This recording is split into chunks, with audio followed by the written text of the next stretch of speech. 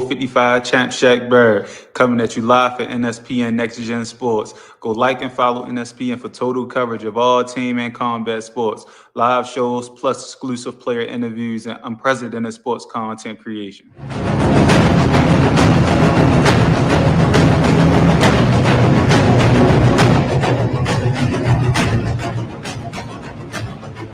Aren't you loving life in Tampa Bay? Nothing like being defending Super Bowl champs, Stanley Cup champions, American League champions. This is Outkick. Join me every Sunday morning at 10. Let's talk our teams in the hottest sports market in the country. Never too early to talk Buccaneers or check in on all the teams in Tampa Bay. It will be your best hour of sports. The Outkick Show, powered by Guerrilla Marketing. Sunday mornings at 10 on 102.5 The Bone. Sports media has evolved. Introducing NSPN NexGen Sports, your number one source for all team and combat sports. Live shows, breaking news, esports tournaments, and interactive sports content like never before. Like and follow NSPN on our Facebook page for your chance at this month's fan giveaway contest. And tune in every Sunday at noon for exclusive video access to my Outkick Show interview. NSPN, Next Gen Sports.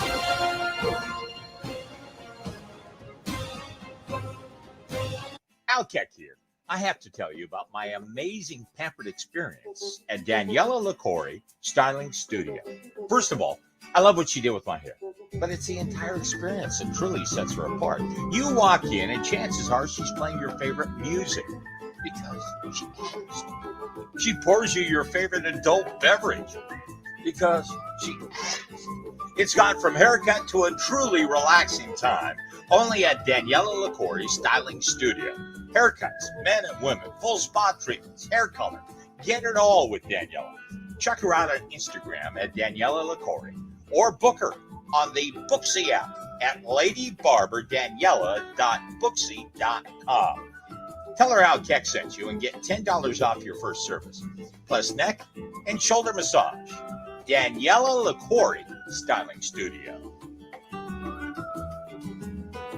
Outkick here from my friends at Family Lawn, Pest, Handyman, and Housekeeping. I'm all about saving money and saving time, especially when it comes to maintaining my home. These people are 4-in-1. One provider for my lawn, pest, handyman, and housekeeping. I don't have to call 4 different companies, receive 4 different estimates, have 4 different strangers come into my home and write 4 different checks. I simply call Roger and Paula at Family Lawn and Pest. Sign up for a year and leave the honeydews to them. Get a free estimate. Call 813-526-8111. That's 813-526-8111. Tell them Al Keck sent you and get $250 off your first year or 20% off your first month. It's Family Lawn and Pest and so much more. Medical marijuana made easy. See if you pre-qualify for your Florida medical marijuana card free of charge, 100% risk, obligation, and judgment-free with Fast Track Cannabis Clinics of America. You're talking Tampa Bay's #1 choice for compassionate care with business professionals. Discreetly begin your road to relief by dialing 813-358-CARD or visit www.mycannabiscard.com. That's 813-358-2273. And make sure to tell them that Al Keck sent you for $30 off new patient enrollment. Ask about military and senior discounts. Fast Track Cannabis Clinics of America. With uncertainty at an all-time high, securing what matters most has never been more important for your home or your office. Prevent disaster and make life easier. Try a security and home automation system from Alarm Engineers, Inc., Tampa's trusted leader for more than 30 years.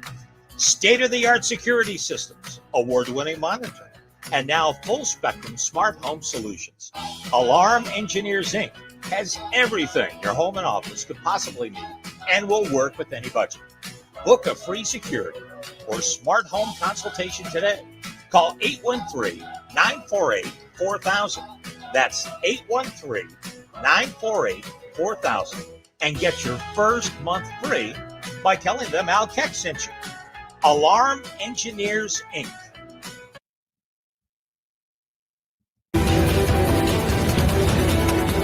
This is the battlefield. This is the uncontrolled chaos of professional football. This is the brutal violence that can give an athlete everything and can cost almost everything. This is the game that for 23 years defined Randy Grimes, and the game that almost killed him. Randy Grimes was a college All-American and a 10-year veteran of the NFL. Through documented concussions, 6 knee surgeries, joint replacement, shoulder and tricep surgeries, and countless broken and fractured bones, the warrior in Randy trudged forward, suffering in silence. You know, I was desperate to stay out on that field and not let injuries put me in the training room or sideline me and give somebody else an opportunity to get my position. The excitement never stopped, and neither did the pain. The collisions on the football field can have a devastating effect on the body. Players can easily justify taking a handful of pain pills to stay in the game, to stay in the practice field, to stay out of the doctor's office, to keep from being replaced. Call it survival. Call it warrior mentality. Call it desperation.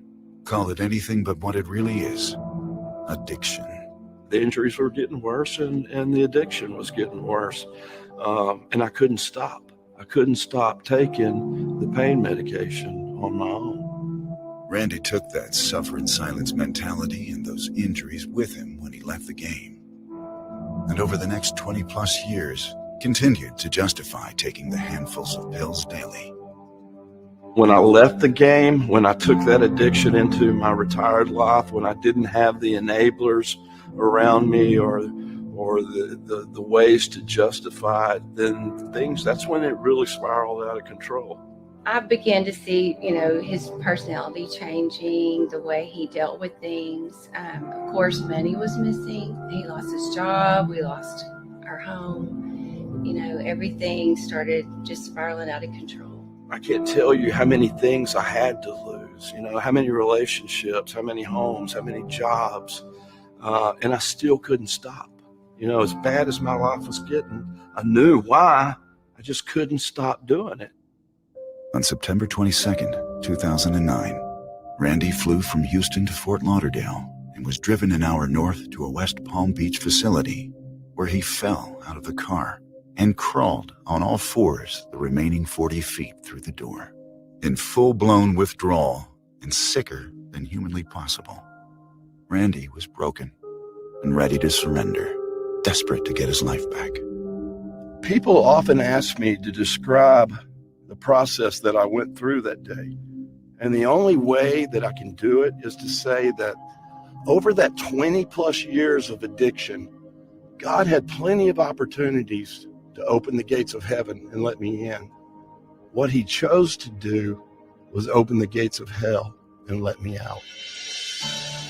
And that's why Randy does what he does now, to help open the gate for someone else, giving back this gift of hope that was given to him. If being a former professional athlete gets me in the door somewhere and helps somebody, helps saves a life or helps plant a seed in somebody, then that's what it was all about. Helping others that are desperate, helping those that are broken, planting the seeds of recovery in the shattered guys that he played with and the guys that he played against, or anyone looking for a way out of that deep, dark pit of despair called addiction. Pain in life is inevitable, but suffering is optional. Randy chose not to suffer anymore. He made it. Many don't. My greatest accomplishment was crawling in the door that night. It was the hardest thing that I ever did, and it was the most rewarding. This is such a great opportunity for us to continue to collaborate and work together and help these guys get their lives back, just like they helped me get my life back. This process works, guys. And like I said, it's a beautiful thing to watch. So thank you for having me, and thank you.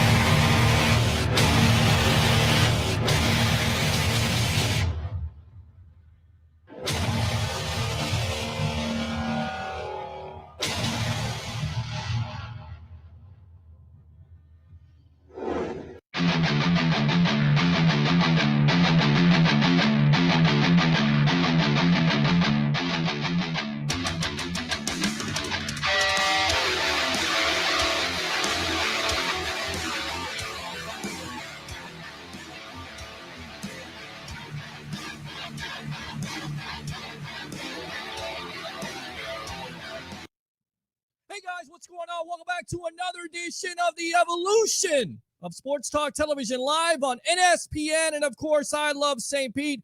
It's the Sports Web. I'm your host, Peter Blake, giving you something to think about. And how do we start off the edition of the Sports Web on this Friday night? Bring your passion, bring your excitement.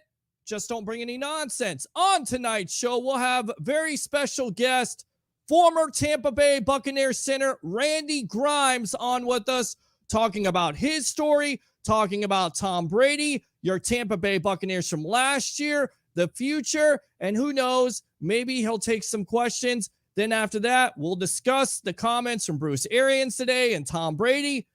Not all rainbows and unicorns, if you will, about today's practice.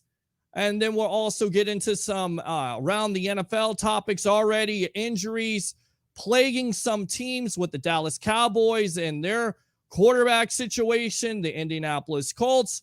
And then, of course, we'll take your phone calls, 727-255-0391. It's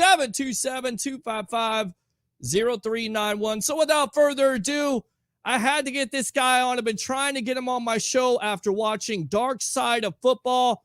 Of course, I grew up watching him with the Tampa Bay Buccaneers, former starting center for your Tampa Bay Buccaneers from 1983 to 1992, Mr. Randy Grimes. Welcome to the Evolution of Sports Talk Television, my friend. How you doing tonight? I am great. Thank you very much for this opportunity. Absolutely. And like I said, after watching Dark Side of the Football and just doing more research and then also knowing your name, because I've been a Buccaneer fan since I was 8 years old. And just to give you an idea, I'll go ahead and age myself. I'm 42. So I remember watching you. I remember watching a lot of the Tampa Bay Buccaneers have one of your former teammates on here before, and a Ricky Reynolds. So to me, this is a Friday night flashback. And I got to ask you, what are your thoughts about Tampa Bay? Of course, the Tampa Bay Buccaneers winning the Super Bowl last year with Tom Brady in their home stadium. Just unbelievable, right? Oh, it's unbelievable. And you know, when they signed him, I didn't know really what he was going to be able to bring to the team physically, but I knew that he was going to bring that air of confidence about him that, you know, it's so hard to find. You know, as an offensive lineman, you want to go back when things are tough on the field and things aren't going your way. You want to go back to the huddle and you want to see somebody that's been in charge or somebody that is in charge, but also somebody that's been there before and knows how to pull you out of that situation. So, you know, whether or not he came with a stronger arm or not, it really didn't make any difference to me. It's what he brought to the team as far as confidence. and in that huddle. And that made all the difference last year. And, now they've got another Super Bowl under their belt. This team has been together. They played together last year, so they're just going to carry that forward, that momentum. So it's just a matter, I like the quarterback, obviously. I like the receivers. I'm impressed with the offensive line. The defense is, it goes without saying how great those guys are going to be, and they're all back. So it's a matter of just staying healthy, and having a break or two here and there. And, man, I really like their chances this year. Yeah, I tell you right now, I mean, you have to be impressed. First team that's ever done this to bring back all their 22 starters since the 1979 Pittsburgh Steelers. That was week 1 starters. The Super Bowl starters, 1977 Oakland Raiders. Consequently, both of those teams won the Super Bowl. So you would assume with them doing what they did to set themselves up that they would be the favorite. Of course, you wouldn't know it by hearing BA's comments today and Tom Brady, but it certainly seems like they're very much taking this seriously, where whatever they did last year really doesn't matter. It's about 2021, right? It's right. It's a new year.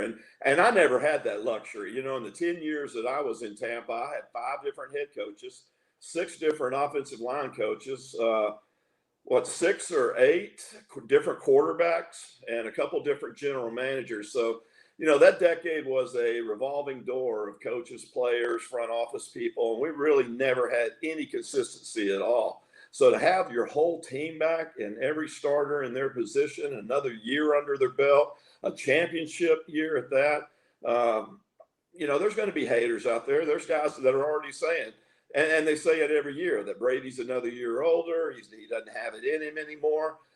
My God, the guy just doesn't do anything but win. And how can you ever doubt that?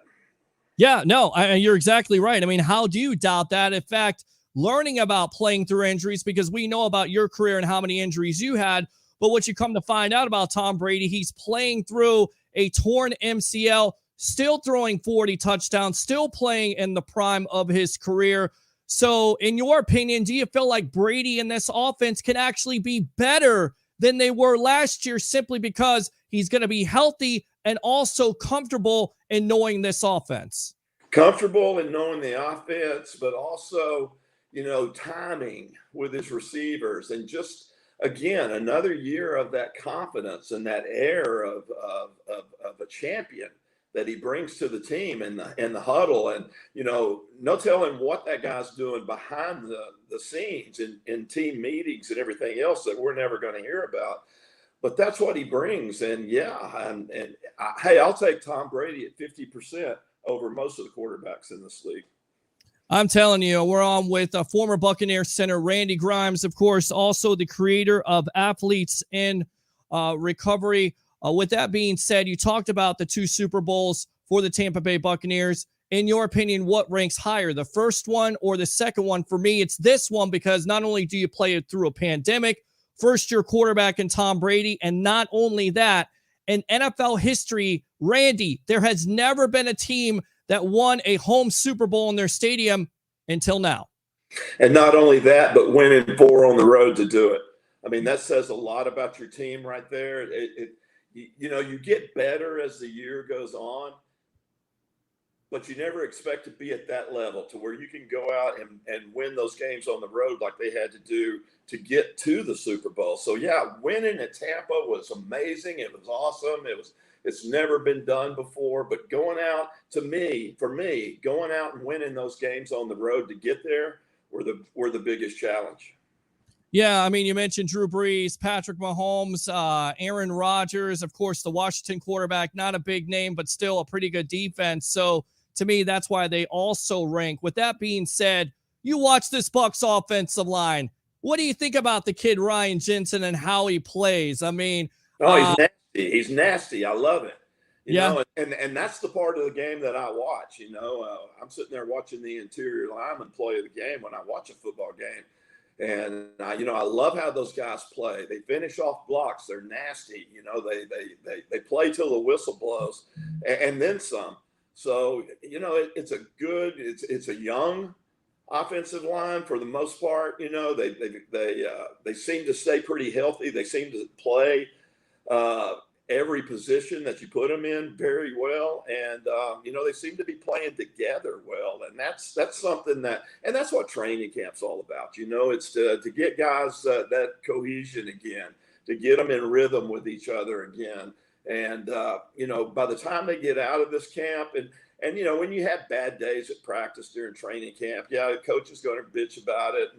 And it probably does good for the leader of the team to gripe about it too. But it is what it is. I mean, camp is just starting. Guys are just getting back in their rhythm. This is to be expected this time of year. I can remember back when Perkins was here, we were doing 3-a-days over at Tampa University. So I don't have any pity for those guys out there right now, especially when they're not in pads. How brutal was that to do the 3-a-days? And could you see an NFL coach coming into the National Football League with the attitudes and all the money that the athletes are making? Could you see that ever? I don't even think the Players Association will allow it. So no, they would walk off. The players would walk off, and then the lawyers would come in. Right. I mean, you do those 3-a-days. When does it become where your body and you're mentally tired? When does that take effect? Does that take effect, the fourth preseason game? Is that the reason why you saw so many tired bodies out there? I mean, you mentioned it, changing of coaches and changing of this and that. And the other thing, of course, being the undoing of the Tampa Bay Buccaneers, and now they're consistent. But when you did those 3-a-days, when did your body and then mentally, when did you start to shut down, in your opinion? Pretty much right away. I mean, that was that old junction boy mentality back there, especially those coaches coming out of Alabama. They had been around Coach Bryant and played under him and coached under him. So, it was that mentality where if you don't practice hard, you're not going to play hard. And so we would wind up just beating the hell out of each other all week long in practice. And hopefully there would be enough left in the tank to play on Sunday. I mean, that was the mentality back then, that North Dallas 40 kind of mentality. And anything goes. And if you don't practice well, then you're not going to play. So we'd go out there and we'd start on Wednesday. We'd start on Wednesday beating the crap out of each other. We'd do it all the way through Saturday, get on a plane and fly to a city and play the Sunday game or even the home games.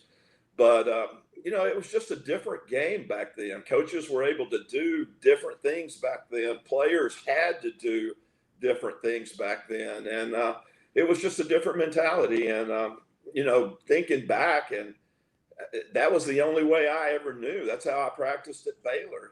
That's how we practiced pretty much my entire career at the Bucs. I retired in '93, and we were still practicing like that. We weren't doing 3-a-days in training camp, but even 2-a-days when you're doing padded practices and banging on each other every practice, week after week after week before the season even starts. I never understood that, because we would always show up on Sunday and teams would come in here a lot fresher than we were, especially guys that were playing up in northern states. They would just come in, they were a lot fresher. And we had the advantage of playing in the Tampa sun, but when you start the game already beat up, dehydrated, you don't have much gas left in the tank, then it's not much of an advantage anymore. It's an advantage for the team that comes in the freshest. It really is. And you look at today's game, do you feel like you could play in today's game and you would actually have an advantage with, your mind and, of course, your body, taking that beat down in the 80s and 90s, of course? Do you feel like now you would have an advantage and, of course, you'd be able to play in today's game? Yeah, you know what? I think I probably had less injuries because most of the injuries that I received happened in practice, believe it or not. So I think that there would be less injuries. It's already a proven fact that there's less injuries because of the way they practice now. I mean, the thing that the Players Association did years ago when they got all this written into the CBA was the greatest thing that could ever happen for players. It allows guys like Tom Brady to play 20 plus years, even Favre to play 20 years. The rule changes that they made after I left the game have helped guys have extended careers if they choose to. Yeah, you're exactly right. And you play with some quarterbacks. We already talked about Tom Brady, but You played with a young Steve Young. You played with Steve DeBerg, Vinny Testaverde, and it never worked out there. But go ahead and tell us some of the differences with playing with some of those guys. Let's start out with Steve DeBerg. We'll go Steve Young, and then after that, Vinny. Well, Steve DeBerg was just great to have on the field. You know, he was a player's quarterback. He was a player's player, and he was always in charge. He was, he was lighthearted enough to where it made you comfortable, but you also knew that he was serious about winning the game and doing his job. And I think Steve did the best that he could with what he had available.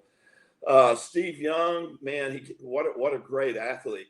The only problem with Steve Young is that as an offensive lineman, you could never pass block for the guy because you never knew where he was. He was supposed to be 7 yards behind you in a pocket, and he'd be out roaming around on the sideline somewhere trying to make a play happen. We actually needed a third eye in the back of our head so we could keep up with him. But he was such a great athlete, and I give him credit for trying to make things happen. And again, there's another guy who was a great athlete like DeBerg, who just didn't have enough to work with, or maybe didn't have the best coaching that he should have. And then Vinny comes in, and Vinny was an athlete's athlete. You know, he had all the tools. Vinny should have had a better career at Tampa Bay, but that was not Vinny's fault. Mm-hmm. You know, Vinny had a lot of different coaches. There was a lot of inconsistency in his coaching that he got. And he never really got a chance. And the guy went on to play, 18 years. He had a great career. I mean, he proved that he was everything that he was supposed to be. He was everything that he was hyped to be. But he just didn't have, with that inconsistency of 5 head coaches and different offensive coordinators every 2 years, new playbooks, new techniques, new terminology. I mean, I was lucky to learn all that stuff as a center and having to get everybody going in the right direction. But to be a quarterback and have that pressure on you, and that was tough. It was tough on Vinny, but he was such a great player. Yeah, very tough on Vinny, very tough on all those quarterbacks, but especially Vinny Testaverde. I tell you what, we're getting a call right now, so I don't know if you're apt to taking some questions here, but I think there's some fans who want to. Let's go out to Mr. Eric White, which, by the way, runs NSPN. Put that package together. Welcome to the Evolution. You're on with yours truly, along with former Tampa Bay Buccaneer Randy Grimes. What do you have to say, my friend? Hey, listen, man. First and foremost, I don't run anything, right? I'm nothing if it weren't for you. Peter Blake, be proud of yourself. Randy Grimes, thank you for joining the conversation. You have been a legend, my friend. Thanks, man. All of us have looked up to you. I in my own personal battles, my dude, I struggled with opioid dependence for over 9 years. To this day, I have a class action lawsuit against Purdue in an accident that I had. And a lot of people don't understand this verbiage that I'm speaking of, but I know very, very much so about your personal career, Randy, and I respect it. And thank you for doing what you've done. Thank you for taking the initiative. 100%. The initiative. Thank you for you took the blunt. You took the front of the. I think we lost him. I don't know what happened there. You there? I think we're lost and losing your phone. Yeah, he's exactly right. I mean, you definitely carried the banner. You were at your lowest point, and then you absolutely came out of it. In fact, we watched that video, and I love this, this comment, this quote from you. I prayed that God would open the doors of heaven and let me in. Instead, he opened the gates of hell and let me out. Go ahead and explain that a little bit. Well, one thing I was always good at was keeping my mouth shut and listening. And I remember when I got in that locker room in 1983 at one Buc place, my locker was right next to Leroy Selman. And he was the first real, like legend, somebody that I had looked up to, somebody that I had watched on TV, somebody that I wanted to have a career like, somebody that, was a role model for me. But I remember my first conversation with him, and the first thing I learned was that football was not a game anymore. It was a job now. And the second thing that I learned from Leroy was you do whatever you have to stay out on that field, because you don't want to be that guy who's always in the training room, or that guy who's always on the injury report, or that guy who's always missing practice, or that guy that's always in line to see the doctor. You don't want to be that guy, because that was a reputation you were never going to get away from in what was sure to be a short NFL career. So what did doing whatever I had to stay out on the field look like for me was taking handfuls of pain pills every day and practicing through the injuries, through the pain, through the different dinks and nicks and sprains and bruises and everything else that I had, practicing through that, because I didn't want anybody else to be in my position. I didn't want to lose my job to anybody. I was going to stay out there at any cost. And, I looked at it more like a necessary evil. I'm getting it from the team trainers, so it must be okay, right? Or I'm getting it from the team doctors, so it must just be the mentality of the NFL. I mean, I'm getting it from teammates, so it must be okay. So, those are ways that I looked at. That's the ways that I justified it. So I looked at it as a necessary evil to continue to play that game, to continue to be the best center that I could be, to continue to feed my family, to continue to keep trying to be a Pro Bowler or to get that next big contract. And so those are ways that I justified it. But really, like the video said, it was a full-blown addiction. And, it followed me all the way through my career, but it really spiraled out of control when I didn't have those ways to justify it later in my retired life. And watching that special Dark Side of Football was about playing with pain. You talked about how you were having blackouts and you were still playing. How is that possible, my friend? Because it's not like you weren't. And I'll tell you what, we'll hold off on this phone call here. We'll get back to it in a moment. But how do you play to that? I mean, you were playing at a top level. It's not like you were, explain that, playing through blackouts.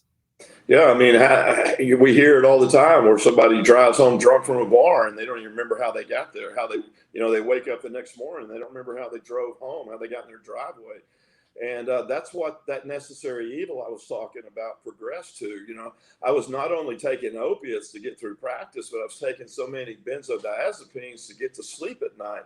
And, eventually it got to the point to where I was mixing both of them. And that necessary evil, the last 2 years of my career in Tampa, progressed to the point to where I was playing games in complete blackouts. I was taking so much medication before games that I would playing 60, 70, 80 offensive snaps at starting center.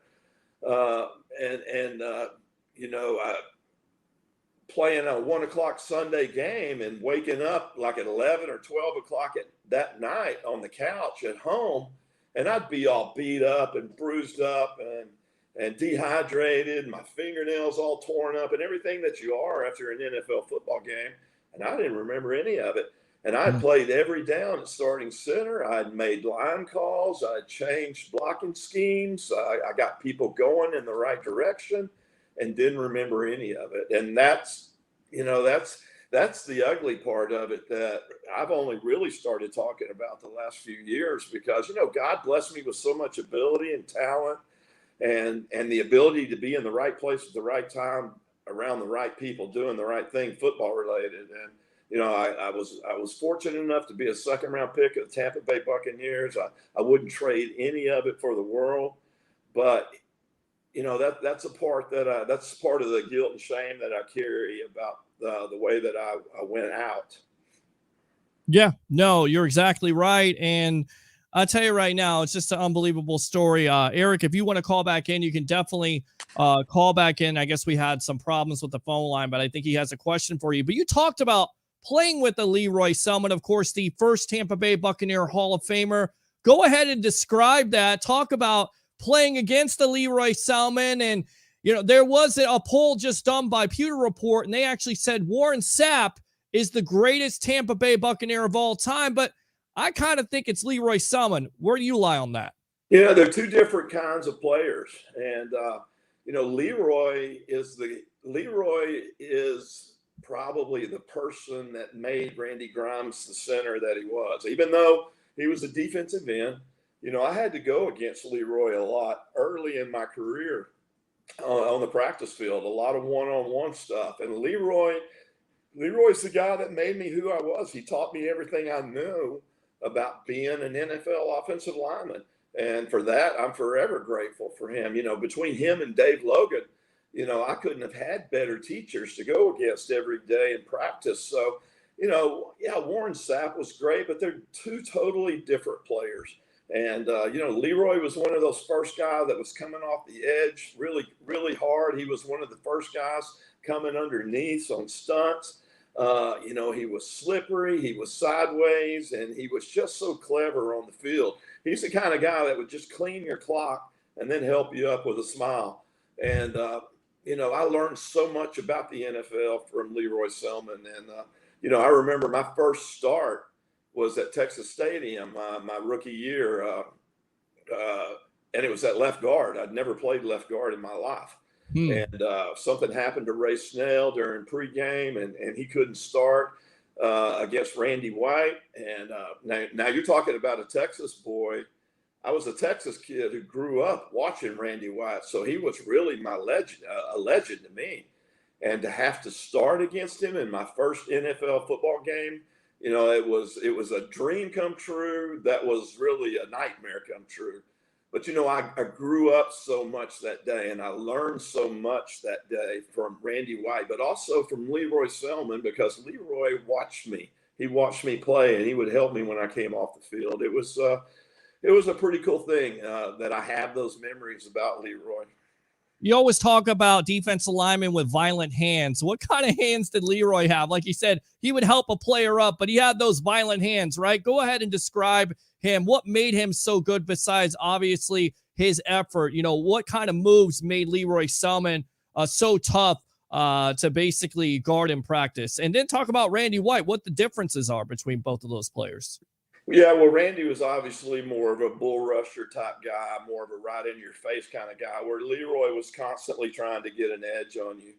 And, Leroy played with his hands, and, he wasn't a huge guy. He wasn't a guy that, like a Reggie White or somebody like that. But he just understood leverage so much.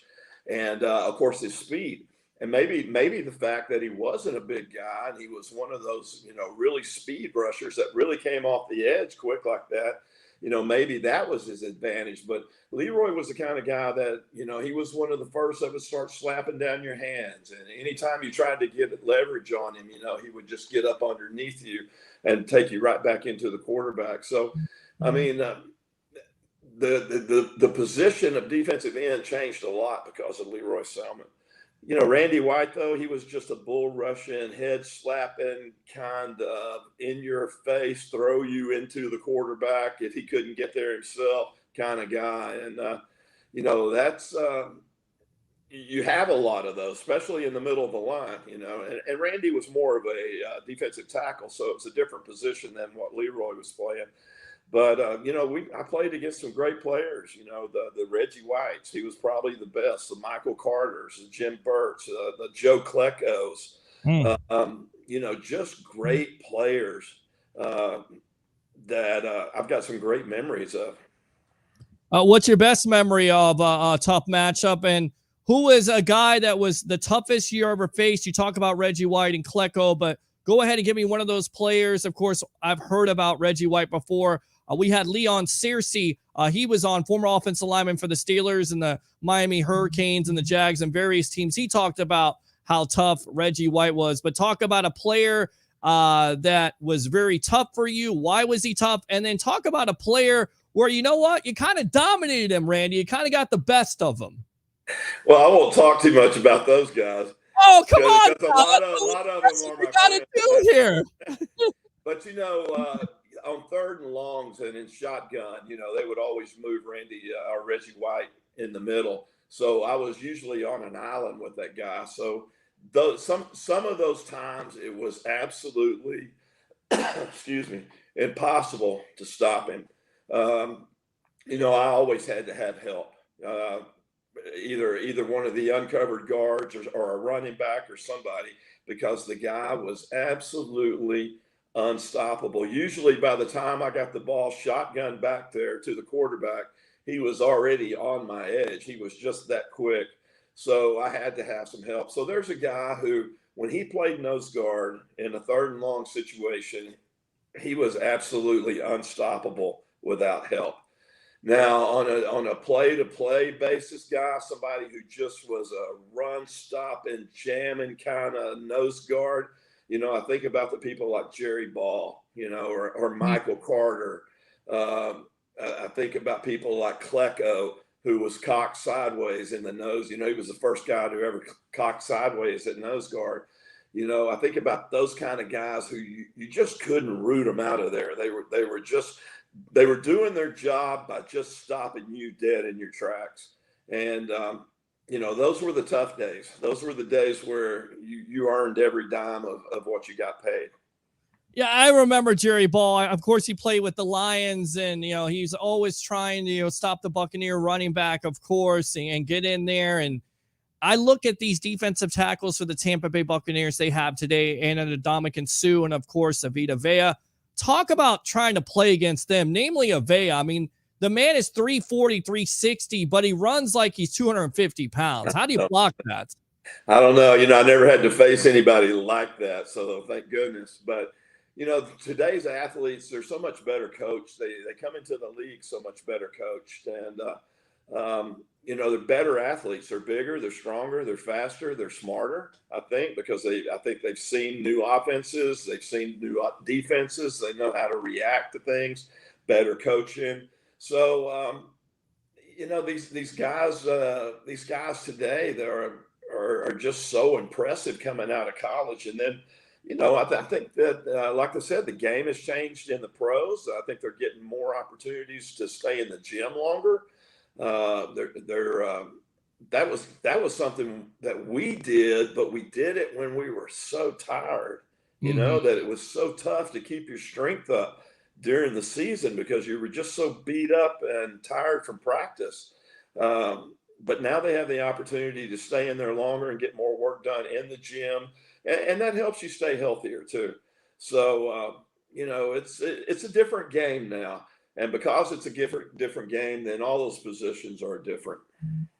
Yeah, you're absolutely right. And we're on with Randy Grimes, former center for the Tampa Bay Buccaneers, here on the Sports Web Live on NSPN. And, of course, I love St. Pete. I'm your host, Peter Blake, giving you something to think about. Talk about Aaron Donald. I mean, people say Warren Sapp, there was never be another Warren Sapp, but it certainly seems like Aaron Donald has kind of eclipsed him, right? I don't know if he's eclipsed him, but he's certainly close. Okay. He's a kid that would be pretty tough to consistently on a play after play basis to without help to keep under control. And he's very impressive. I like his attitude. I like his work ethic. I like his leadership. I've heard him say a lot of things. I've heard a lot of interviews from him, and I like his leadership on the field. I'm impressed with that. So, there's a lot of good young players out there that are gonna. Probably will be their breakout year. Yeah, I mean, and definitely getting after the quarterback.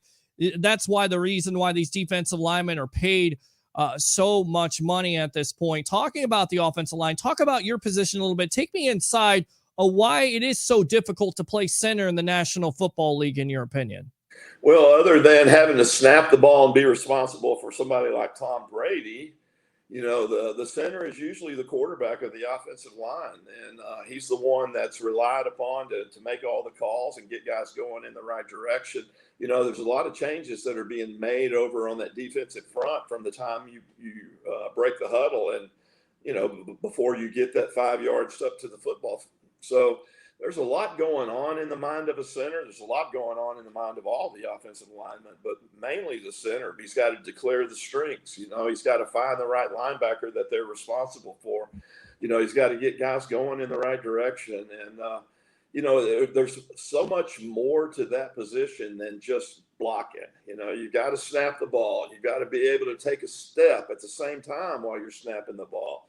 You've got to get going in the right direction and make sure that Tom gets the ball right where he expects it every time. I mean, that's consistency. That's what training camp's all about. That's why, the starting center is down there snapping the ball during 7-on-7 drills or 3-on-3 drills.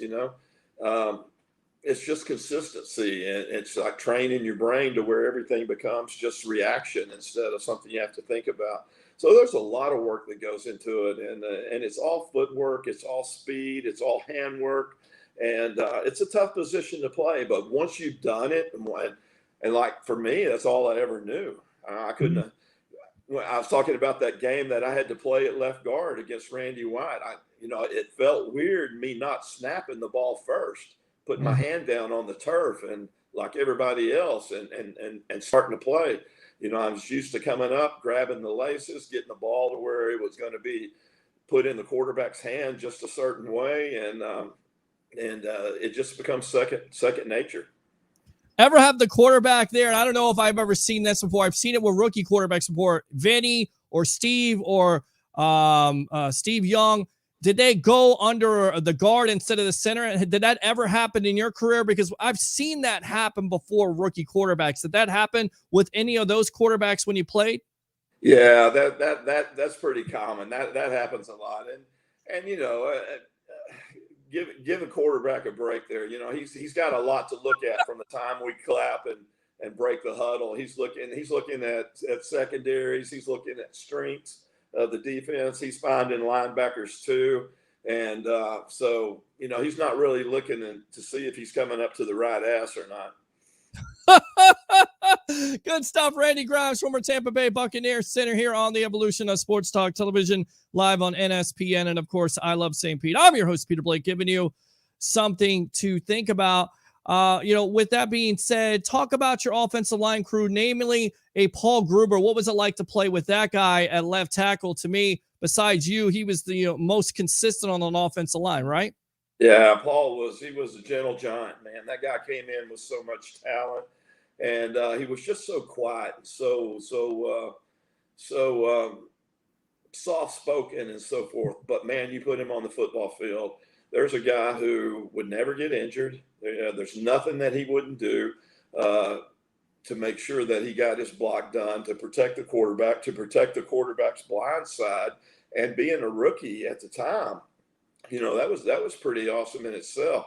Guy did not give up any sacks for a long time, and I think he finished his career with giving up very few. Paul was a great unsung hero. There's a guy that probably should have gone to the Pro Bowl every year, but because he played in the Tampa market, he didn't make it. But Paul was a great left tackle, and he was probably one of the greatest Buccaneers of all time, in my opinion. A lot of people say that, and also they say James Wilder belongs in the Ring of Honor. Talk about blocking for a James Wilder. What made him so dynamic at that running back position? James didn't wait for a hole. He just made his own hole. And that was the great thing about James. The bad thing for you is it might be right over the middle of your back or your butt or whatever. But James was a great teammate. He was a great guy to have in the locker room. He was certainly a great guy to have on the playing field. And, he was the kind of running back that we all wanted to see do well. We wanted him to play. We wanted him to have great stats and great yardages and great games. You can remember some of the games that we had, especially when he was trying to break that rushing record that year. Sure. And, James was just somebody that we all wanted to play hard for. He was kind of that Steve DeBerg kind of guy who motivated us. And, I've always considered it a privilege to play on a team with James Wilder. Now, when that happens, when a running back runs over your back, do you go and have a word with them? Hey, young man, please don't do that again.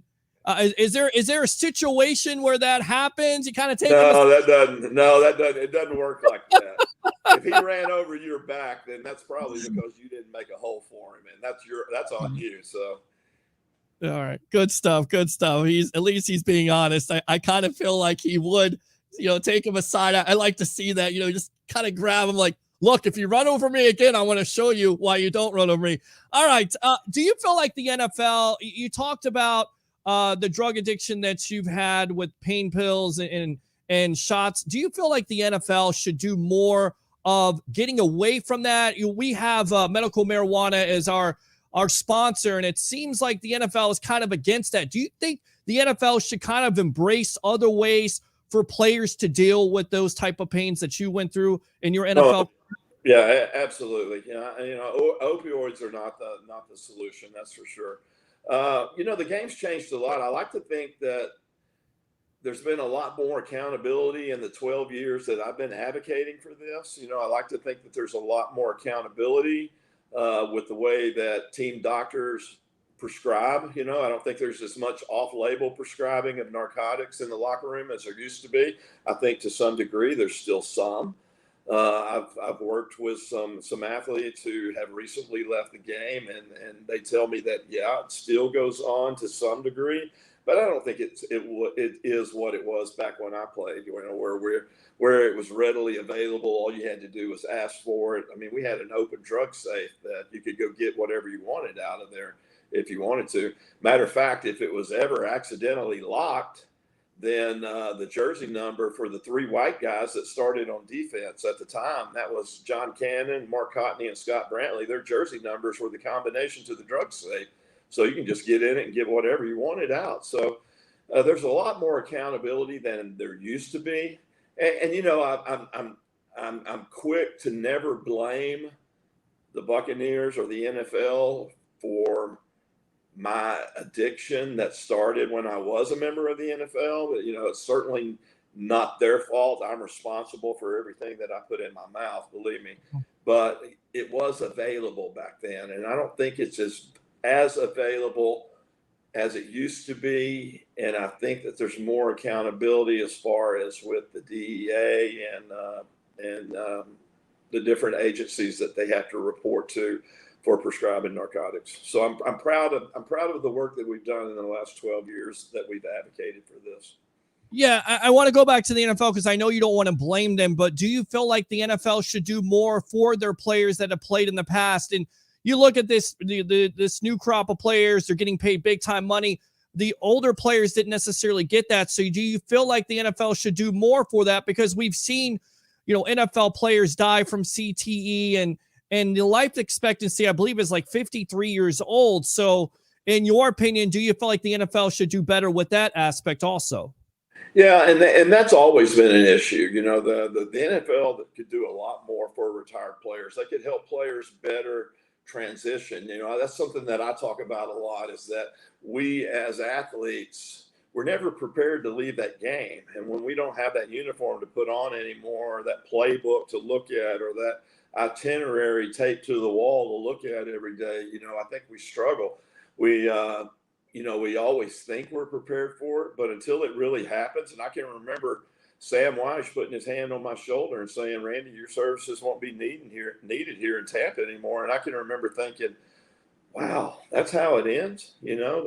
All the blood, sweat, and tears that I've left on football fields all over this country since fourth grade, and that's how it ends. A coach that my fifth head coach, who's only coached me for a year, who has no loyalty to me, who I really don't even like, puts his hand on my shoulder and tells me that I won't be needed in Tampa anymore. And I can remember just raking everything out of my locker into a black trash bag and walking out the back door. And Randy Grimes, the football player, didn't exist anymore. And I struggled with that, Peter, for a long time. It took me a while to figure out who I was when I wasn't Randy Grimes, the football player. I struggled to be a father or a husband or an employee, or when I wasn't Randy Grimes, the football player. So I think the NFL could do a better job of helping guys prepare for the transition out of this. But, that's a problem with anywhere in America. We just don't transition well. CEOs that leave a job, or people that retire, or military that don't have that uniform to put on anymore, or, even first responders or things like that, whose identity is wrapped up in that uniform that they put on. When they don't have that anymore, they struggle. So, that's something that I talk about a lot because it affected me a lot, and it was throwing gasoline on an already raging fire that was my addiction to opiates. And you hit rock bottom September 22nd, 2009. Go ahead and talk about that and how this basically does get you to go in the right direction, because they always say with a drug addict that they have to hit rock bottom. Was that your rock bottom?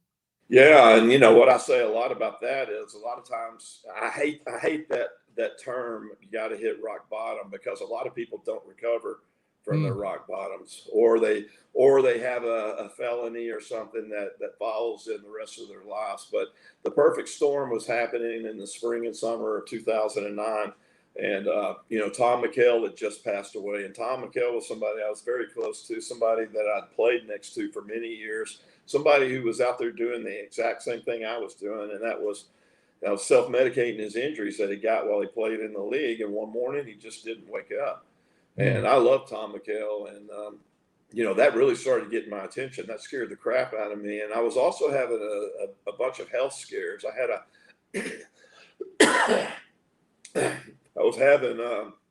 was having seizures a lot as a result of withdrawal. Excuse me. I was having seizures as a result of withdrawal, and those were happening like nearly every day. My daughter, she wouldn't let me come around my first grandchild because I wasn't fit to be around her baby, and that's when my wife also realized that she loved me unconditionally, but she realized she was loving me to death, and she was enabling me, and she was just slowly watching me die, and she just couldn't do it anymore for her own mental health. She had to leave. So that was the perfect storm. That was my bottom. That was the summer of 2009. But you know what? My wife was willing to make one more phone call for me. And back then, they didn't have anything out there, no resources for former professional athletes with substance abuse issues. But whoever she talked to at the league office that day in New York knew somebody who knew somebody who knew somebody. And that's how I got on that airplane that night, September 22nd, 2009. Excellent. And of course, then you came out with Athletes in Recovery. Go ahead and talk about that and what you're doing there. Motivational speaker. I get motivated. I feel like I want to run through the wall. I haven't played a lot of professional football, but I tell you right now, if you were talking to me, I would be motivated, Randy. Just saying. Well, while I was in treatment, I knew that there was a lot of other guys out there just like me, guys with that warrior mentality who were suffering in silence, and either because of guilt, shame, pride, ego, whatever it is, they weren't putting their hands up and asking for help because, first of all, they thought they were the only ones out there struggling like they were. And also because they didn't think that there was any resources available for them or funding available. I mean, you're talking about guys who left the game, and as soon as they left the game, they lost their insurance. It's not like today where they get to keep their insurance for life, So right. I knew that there was a lot of guys out there still struggling, and that was kind of, even though I was in treatment and I had a lot of work to do on myself, believe me, that I had a long road to hoe. But I knew I wanted to do something. I knew I wanted to make everything that I'd put my family through, everything that I'd put my reputation through everything I'd put my finances through, everything that I lost because of my addiction. I knew that I wanted to make it mean something. And I didn't know what it was going to be at the time, but I knew I wanted to help these guys that were out there just like me. And so, even while I was in treatment, that was kind of the birth of Athletes in Recovery. And, I did everything they asked me to do. I worked on this project for over a year before I launched it. And, I started working with the NFL, with the Player Care Foundation. I started reaching out to former players. Guys were reaching out to me. The more I spoke and the more I got my story out there, the more guys would raise their hand and ask for help. Yeah, me too. I'm suffering too. I'm struggling, out here. Thank you for reaching out, those kind of things. And, I had no idea that it would be such a success that Major League Baseball would get involved, that the NBA, the NHL, I've got former athlete groups from the Jockeys Guild to motorsports safety groups to MMA guys. I've got former golfers and tennis players that are coming to me with their self-medication and mental health issues. So, God has blessed me with an opportunity to stay connected, not only to the game I love, which is NFL, but also to former athletes who I know what they're going through. I know what they miss, and I know how they struggle with that loss of identity. I mean, it's Peter, it was like it wasn't until 2009 that I finally grieved the death of Randy Grimes, a football player. Even though I had retired way back in 1993. I didn't grieve that death until I got in treatment and started peeling back those layers of the onion that made me do what I did. And it was like a load was lifted off of me. And I struggled for so long, and I don't want people to struggle for that long. I want them to address it when they leave the game and find new purpose. Reinvent themselves, resurrect things. And find purpose and passion. Yeah, I mean, and again, the story is just unbelievable. What you're doing is unbelievable. Any players you want to name drop that were involved with your program, or any athletes that you like to, kind of highlight, if you will? Well, there's been a lot of guys that have successfully completed the program. They're out there doing good, but it's certainly not my place to out them. And if they want to share their story and be out on the stage and be out there with it, then that's up to them. But I've certainly had the opportunity to work with hundreds and hundreds of former players, not only from the NFL, from pretty much all sports, and male and female. And like I said, God's given me the opportunity to stay connected to sports. Who would have ever thought that it would have been this? It's tremendous. It's crazy. Yeah, I mean, it's absolutely tremendous what you're doing. Like I said, having those athletes with you on this and doing that for them, and motivational, and all the stuff that you've come from, it's been absolutely tremendous and motivational. Love the story here. I want to ask you, what coach had the biggest impact on you? And do you feel like with that coach's impact, this is the reason why you're able to overcome that from that coach's teachings?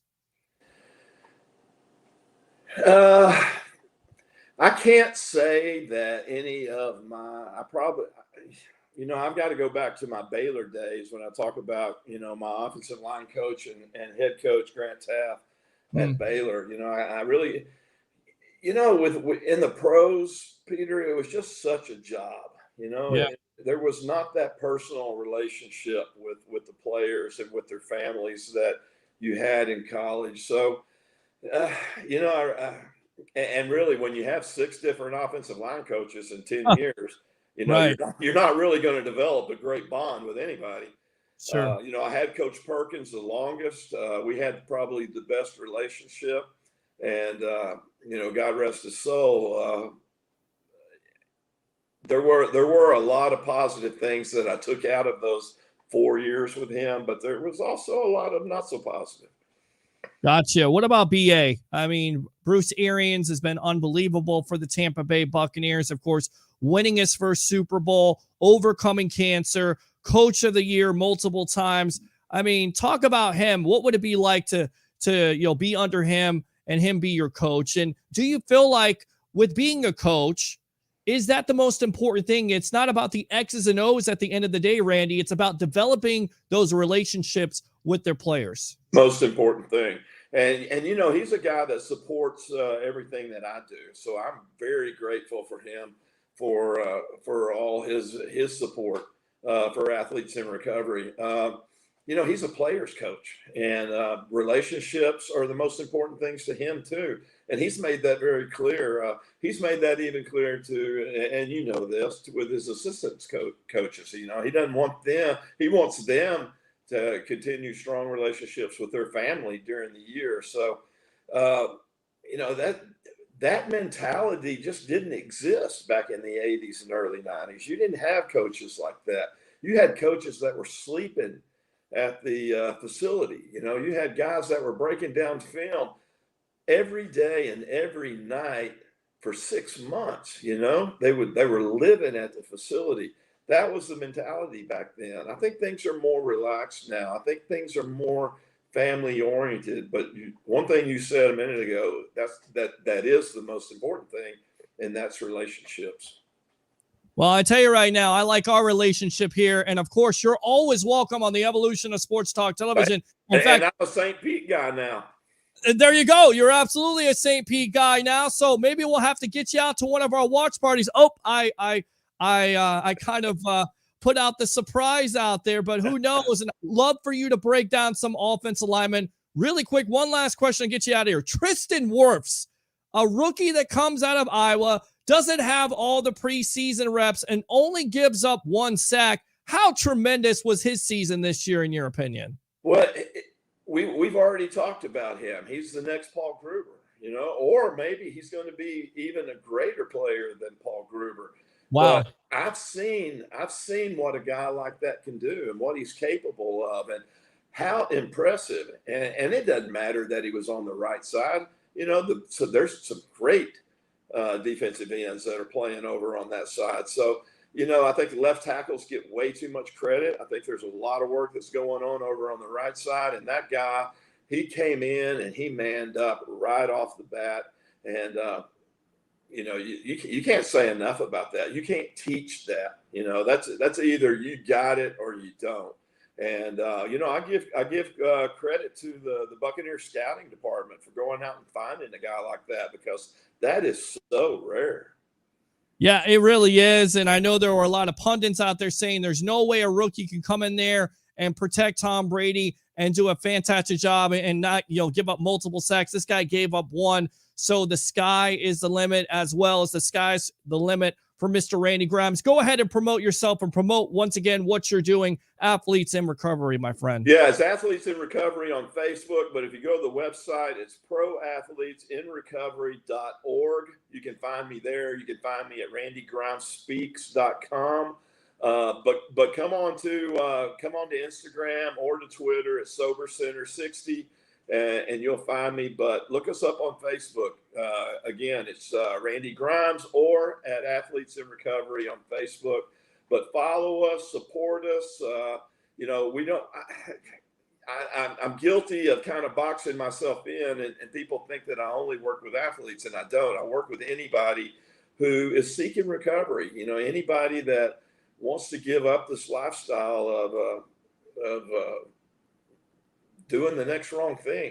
And I want to help them get back on the road, get their lives back, get their relationships back. And that's what it's all about. Well, look, I know about your football career. We talked about that, but we need more men like yourself to take that initiative, like Eric White was talking about, with other people struggling with their addiction. So God bless you, my friend, and definitely keep on coming on the Sports Web, and we'll break down some offensive linemen, because you know what? It's too quiet with offensive linemen, and they don't talk enough about offensive linemen. We need to do that here on the Sports. I agree 100%. Love to have you back. Randy Grimes, former Tampa Bay Buccaneer, and of course, Athletes in Recovery. Thanks a lot for your time on the evolution of Sports Talk Television. All right, boss? Thank you very much. All right, there you go. Good stuff there from Randy Grimes. Just a great story. And you guys always tell me, go and get and interview former NFL players. And that's the reason why you do it. because you get a different perspective. And I could sit here and tell you what I think and this and that and the other thing, but that man right there, he played the game. And he played the game through injuries. He played the game through addiction and overcame it. That in itself should give you motivation. It should give you perspective, if you will. You think you're having a bad life? You can't overcome it? Look at this man's story. Look at what this man is doing. That's to give you motivation. 727-255-0391 and 727-255-0391. It's the Sports Web. I'm your host, Peter Blake, giving you something to think about. Let's go out to the webheads here. Brandon Bingham says, yo, NSPN, NexGen Sports Media, says Randy Grimes. Absolutely. Let's go ahead and fire the cannons for that. Did you like the smirk on his face when I asked him, who did you basically dominate? I don't really want to talk about that. I mean, that's a guy that gets it, right? I mean, it would have been easily for him to throw some guys underneath the bus. He didn't do it. But man, I would have loved to hear those stories, right? Hear those stories? You know, bulletin board, who knows? Maybe those defensive tackles are talking trash versus the Grimes, and he's just mauling them down. I mean, this guy was no slouch. He was a good center for the Tampa Bay Buccaneers, second-round pick.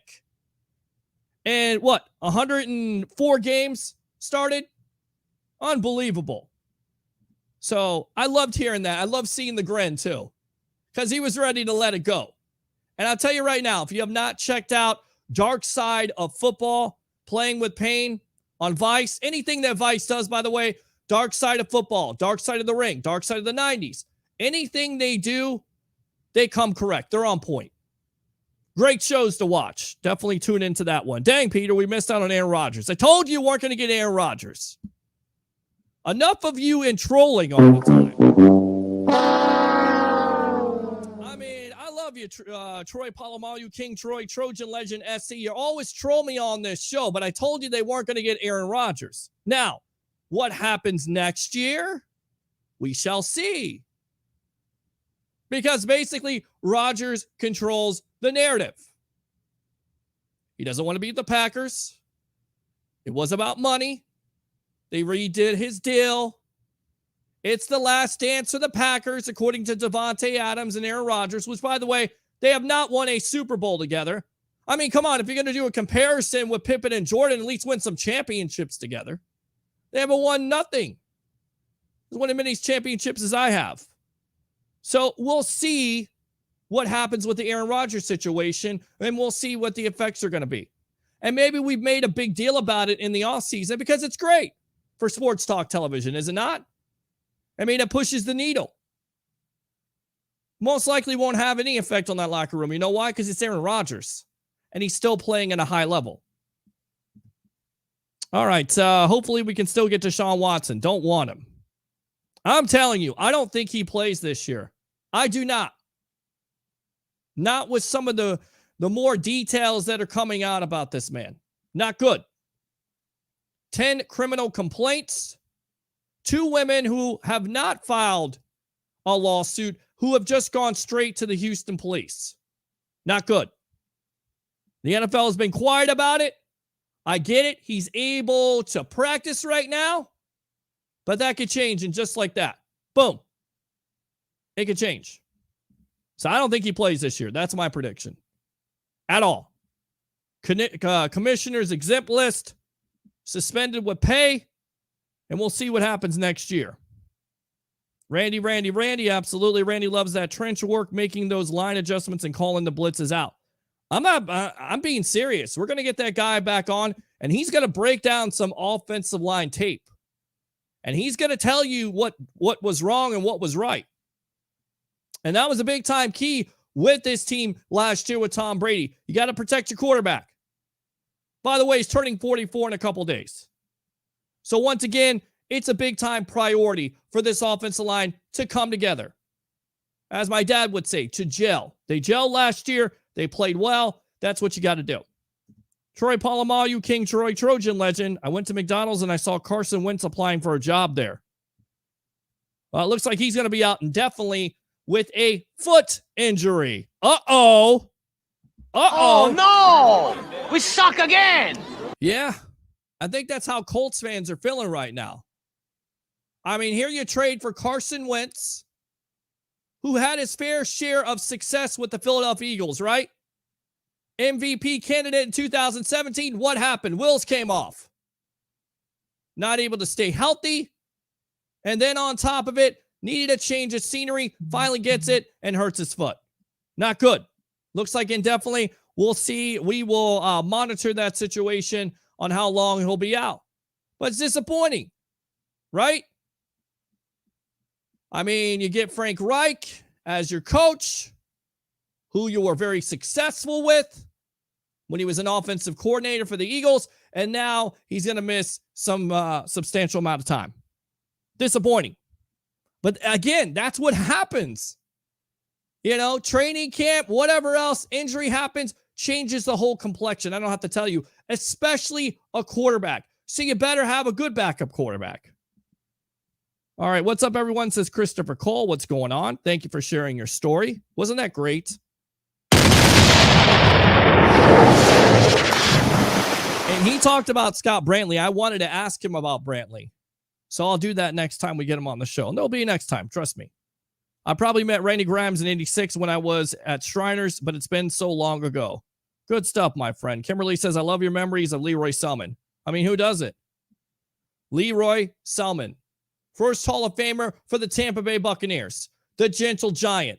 He would put you down. He would put you down on the ground and then help you back up again. Stunning says, Peter, when do you think Kyle Trask's season is? Well, it's not this year. Who knows if it's going to be next year, but he's definitely the future. He's definitely got to develop. I think he's got a future with the Tampa Bay Buccaneers. Everything else, I don't know. Sucked when Paul Gruber got injured before he got to play in the first playoff game in 97. It did. Because if anybody deserved it, it was Gruber. Mr. Consistent. Jeremiah says, hello. What's going on? James says, boo. Let's go Vegas. And we'll see if they can do something. Give the owners a needle to inject their veins with poison. And how? Let's go to Vegas with Adams. I don't know what you just said. Body bag for Brady. Oh, well, that didn't happen last year. In fact, I want to ask you this, Mr. James Smith, seeing as you want to troll me being a Raiders fan. That's okay. You can troll here. I'll give it to you. Let you have it. Do you honestly think the secret team that Tom Brady was talking about was the Raiders? Can you envision John Gruden sticking with the Derek Carr over Tom Brady? You tell me. 727-255-0391. It's 727-255-0391. I think it could be. I mean, he said he never wanted to play for that team. But then again, can you picture John Gruden saying that? You know, there was talk of Bears, Titans. The Bears are going to stick with Mitchell Trubisky over Tom Brady. I don't see it. I don't. I think it could be the Las Vegas Raiders. What do you think about Derek Carr this year, James Smith? Want to be quiet now? Okay. Again, well, what's going on, Jeremiah? I'll give you a go ahead and give you a fire. So that's what you get here on the Sports Web. I think we're going to have Alex Fleming on here in just a little bit. Don't know. The guy's busy. Love him. He's my boy. Okay. Well, we'll see. We'll see this year. Big year for Derek Carr and that Raiders team. Defense has got to improve. They got the offensive weapons, right? Pretty good offensive weapons led by Jacobs at running back. So we'll see. We'll definitely see. All right, let's get into Tampa Bay Buccaneer talk. Of course, Bruce Arians calling out Pro Football Talk. In fact, if you watch this, it was pretty good. I wanted to get the sound here. Hold on. Let's see. Let's go ahead. Thanks, Jeremiah. Absolutely. Let's see. I'll be upset if you left, but it's, well, it is a biz. But Davante Adams may be a Raider next year because Adams has talked about playing with the Derek Carr. So who knows at this point? But going back to Bruce Arians, he had comments this week. All right, one thing before we get started, because he was talking about Tuesday's press conference. If I give you some information, just know the effing rules. I'm not saying it, guys. Before you put him in the press. Red, yellow bands, they don't have to wear them in practice. That's indoors. I gotta read stuff. We should be fine for red and yellow bands because they ain't got them in practice. That's BS. If you're gonna report stuff and you didn't say stuff, make sure it's effing right. Of course, this is going back to the Pro Football Talk article where it seems like, and I don't know if you've read Pro Football Talk last year and this year with Mike Florio, it seems like they're on a witch hunt for the Tampa Bay Buccaneers, doesn't it? I mean, from reporting that Tom Brady went into the other house, that he was working out with teammates, he shouldn't be doing this, he shouldn't be doing that. It's almost like they're trying to spur on the NFL to suspend Brady or fine the Tampa Bay Buccaneers, like they got it out for him. Well, they reported a story last week about the Bucs having guys with red, yellow bands, and no bands at all. So Bruce Arians pretty upset about it. And he was also pretty upset about the practice today. Not a good practice. Not a good practice at all. In fact, this is what he had to say. I'm really not pleased. I thought we were really, really sluggish. We talked about it before we left Wednesday and took the day off Thursday. Uh-oh. You take the day off on Thursday, you think you're going to clean it up? You don't. Uh-oh. I don't know if our receivers caught a pass. Same thing defensively. We didn't stop anything over 3rd and 9. Hopefully we'll be better in pads Saturday.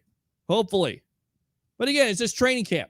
But this kind of symbolizes what this attitude for this team is going to be, right? Bruce Arians, throw out all what they did last year. This year, that's important. Stay hungry or get your food taken away from you. Set the table so somebody can come and eat or don't eat at all. It's all about staying hungry. This team's got a challenge, and I've said it, Super Bowl or bust early on. But you don't get there by just showing up, and that's what this team has done this last week in training camp, and Bruce Arians not very happy about it. In fact, Tom Brady not very happy about it. Quite possibly a ploy to motivate his team for the inaugural padded practice. So they're about to put the pads on. We'll see what happens with them. Now, let's go ahead. I'd be upset. All right, I got that. Jeremiah says, may I ask, who is your favorite player of all time? Derek Brooks. That's my favorite player, Derek Brooks. Who's your favorite player of all time? Who's your favorite player of when the Bucs were losing? 727-255-0391 at 727-255-0391. Let's go out to Christopher Cole, whomever it was. It's their loss. We're still champions and going for 2. I agree. But it's still fun to talk about, is it not? Is it not fun to talk about at this point? So, kind of talked about that.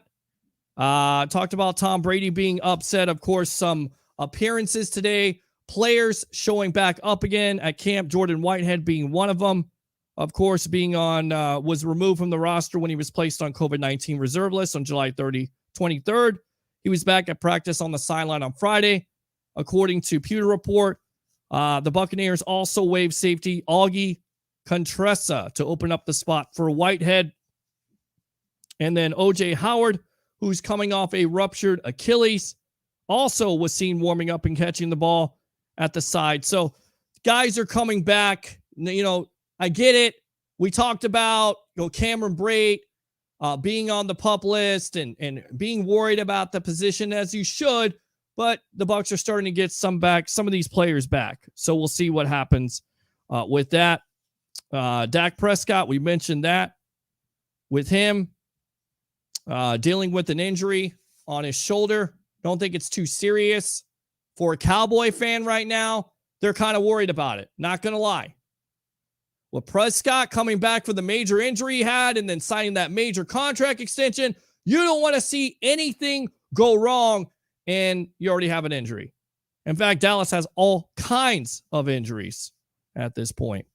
So we'll see how that goes, because you're going to have 3 preseason games, and preseason's right around the corner. So, and the Bucs open up against the Dallas Cowboys. So if you're a Bucs fan, you should be checking the Cowboys injury chart or injury report, if you will. Lots of injuries on that list. Not necessarily the best, that's for sure. So, what do you think so far? 727-255-0391 and 727-255-0391. Let me go out to these comments. Derek Brooks. There you go. I like Ed Reed too. Who didn't like Ed Reed? Of course, let's go ahead and talk about Madden rankings. We talked about it the other night with Mike Evans and how I disagreed. Well, Mike Evans had a response for people that were still talking about Madden. In fact, he said it in so many words. People still play Madden. And I mean, I feel like the guy should be feeling that way simply with the rankings that we talked about the other night with Julio Jones being ahead of him. I don't understand it. I don't know how Julio Jones could be ahead of him. I don't know how some of those wide receivers on the list could be ahead of Mike Evans. What are they watching? By the way, Madden, there's a reason why a lot of people don't buy your game, because it's the same gameplay over and over again. Not saying I don't like playing it. I'm just saying kind of spice it up a little bit. Change it up. Let's go out to Sandra Nagel, watching the best sports talk show in the Tampa Bay area, the Sports Web, with I Love St. Pete and NSPN. Awesome story. Really enjoyed it with Randy Grimes. I did too. Good stuff. Let me go ahead and fire those cannons. So, getting back to it, what do you got to prove at this point if you're Evans? 7 consecutive 1,000-yard receiving seasons? And you got guys like Amari Cooper, Keenan Allen. I get it. Allen's talented. Not 1,000 yards receiving.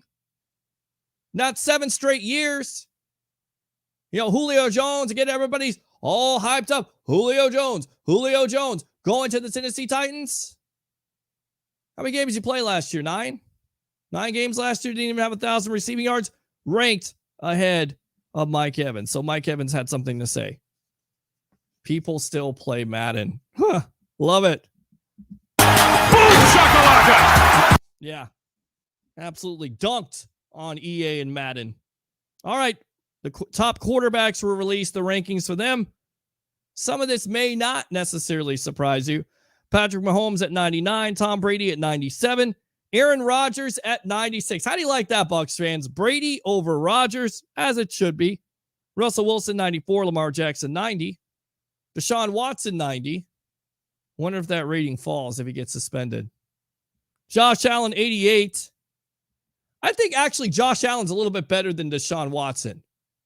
Don't you think? Upcoming quarterback in Josh Allen. Just saying. Dak Prescott, 87. Ryan Tannehill, 87. And Matt Ryan, 85. So, let's see. Vic should have been rated 99 back in 2007. I think you're talking about 2004. So, that's your Madden rankings. We had some basketball draft stuff. Of course, the big story in the NBA, because we're going to switch gears a little bit. Russell Westbrook joining LeBron James and, of course, Anthony Davis in the yearly, who is going to go with LeBron James super team story? Gotta love it. Is this going to help Russell Westbrook, who's been a former MVP? I thought the Lakers needed shooting. Who are they going to get as shooters? Word is Carmelo Anthony and possibly Rudy Gay. Do you care about the NBA? I think some people do. I think if you're an Orlando Magic fan, you care about it. With Jalen Suggs getting drafted 5th overall, which was kind of a shocker to Suggs. Let's see if the Magic can keep some of these players in the fold, shall we?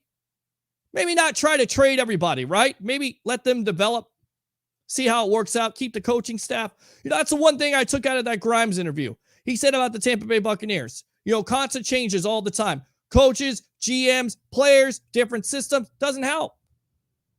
We want to sit here as armchair quarterbacks and say, well, you need to cut this guy and get rid of this coach. And we don't even think about the effects of it. You got to have consistency. That's why all these Tampa teams right now are doing so well, because they're consistent.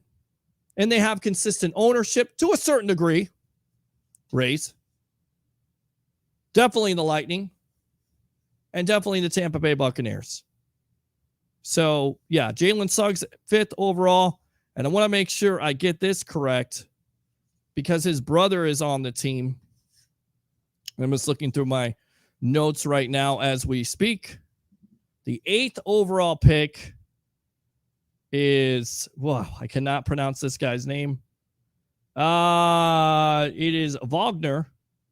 And of course, Mores is the brother that's on the team. And the guy that they drafted right now is Franz.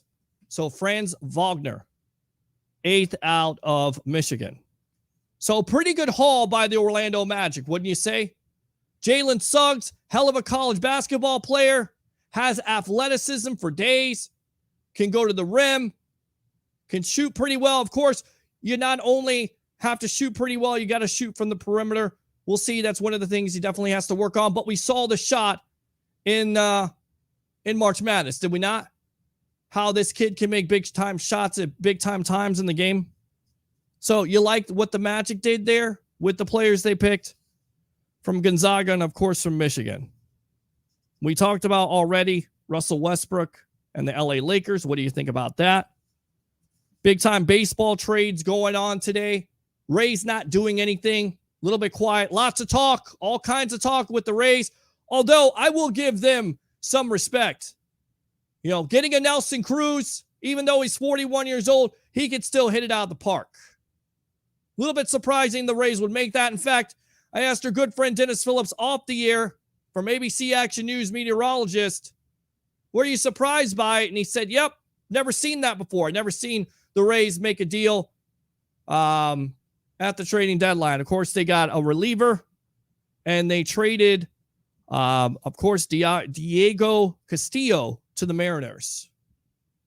No trade for a Max Scherzer as he went to the LA Dodgers along with Trey Turner.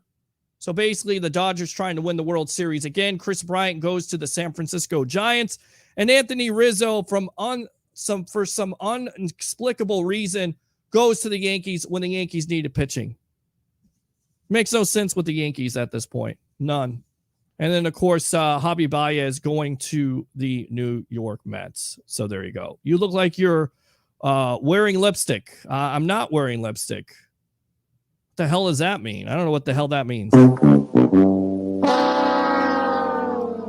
Jeremiah, you say some very funny things sometimes. I don't understand why you said that, but that's fine. Again, going back to the story with Carson Wentz, it looks like a foot injury that's going to keep him out indefinitely. So we'll see how that rolls down. And again, it's training camp time. So I think anybody trying to overreact about this Bucs team not necessarily coming off as sluggish, this basically just could be BA trying to motivate his team, but the practices have not been good the last couple of days. They have not. Lots of drop passes. Let's go out to Curtis. I always love hearing from people here on the sports web, on NSPN, and of course, I love St. Pete. Curtis, you stranger, welcome to the Evolution. What's going on, my friend? What's up, Pimpin? What's going on, buddy? We just had Randy Grimes on, former Tampa Bay Buccaneers center, and heard his story, and man, he just had lots of great things to say. I can't wait to get this guy on to break down some offensive line, but what's on your mind tonight? Man, I just got off of freaking work.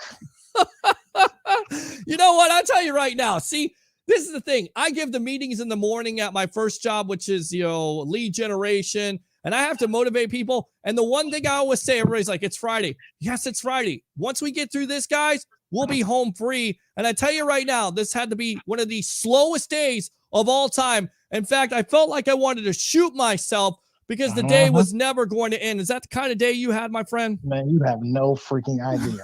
Go ahead and tell me about it. Man, it just was so slow. And then all of a sudden, it just picked up instantly. It was ridiculous.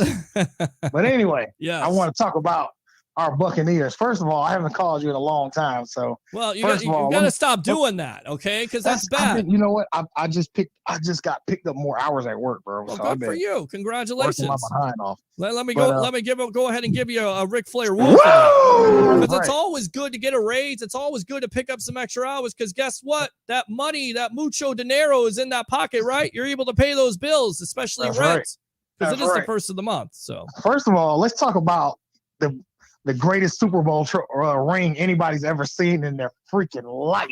I'm telling you, that thing was thicker than some cold oatmeal. Oh no, it was like the milkshakes back in the day at McDonald's. You remember you used to get the triple thick milkshakes back in the day at McDonald's? Of course. Did they still serve those? Yeah, but they're not the same, man. See, the milkshakes back in the day used to suck. Your jaws used to collapse. Yes. I like that. I like that a lot. It's kind of like the Frosties at Wendy's. Kind of like those too. I mean, this is what I have to say, and I don't want anybody booing me because everybody knows I'm a Red Sox fan. I've been a Red Sox fan for over 30 years, so I support the Rays when they're playing the Yankees and the Orioles and everybody else. Hold on, just because you said it, I love you, Curtis, but I got to do it. And you know what? I'm gonna tell you something. Yes. When they lost to the Dodgers in the World Series, and they pulled that. What was that guy's name that they pulled when they should have pulled him? Who for the Rays? Blake The Snell. pitcher. Yes, they pulled him Yes. when he was like lights out. Yes. Dude, I almost drop kicked my 70-inch TV. I'm like, that is the dumbest thing I've ever seen in my life. It was the dumbest thing you've ever seen in your life. I mean, that was probably one of the dumbest sports moments in my life, honestly. Besides the call by Pete Carroll on the goal line not to give it to Marshawn Lynch. Okay. I'm just here not to get fined. That guy who most likely would have been the MVP if he scores that touchdown. Absolutely. So absolutely. Yeah. And let's see, there was one more boneheaded sports moment that I saw. I don't remember. I seen it the other day and I thought about you. And plenty of Bucs boneheaded moments. Huh? Well, I was actually watching like the top 10 running backs of all time. And they showed Barry Sanders, and I had to turn it off because it was all Buccaneers highlights. Oh, of course it is. Of course it is. I was crying so bad. Who could forget the 88-yard run with one shoe against John Lynch, who's a younger version, but you're just not going to catch Barry Sanders at that point. I mean, he's just a man among boys. Is this team is a champ. Our Buccaneers are champions. Okay, they still have a lot to prove. Yeah, they do, because everybody outside of Tampa Bay or outside of being a Bucs fan swear that it's a fluke. Sure. Swear that it's, it was the whole Tom Brady thing. And, I hate to bring up the past, but if Jameis Winston was as half as consistent as Tom Brady was, he still would have been here. Sure. I agree with you on that. Cut down on the turnovers. Everybody says, well, the defense, wasn't that great. They were okay, but they were getting better. But it doesn't help when your quarterback turns over the ball.